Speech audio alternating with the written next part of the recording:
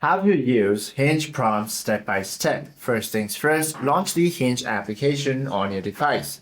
Once you open it, all you have to do is go ahead and log into your account and then tap your profile icon on the bottom navigation bar on the far right. However, the application is not yet available within my country, but you simply have to follow the steps. Once you are here within the edit profile panel, you simply have to scroll down past your vital details to the profile prompts section.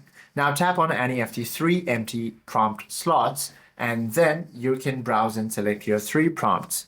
All you have to do is within the first prompt, write about yourself, and in the second prompt, about them and theirs.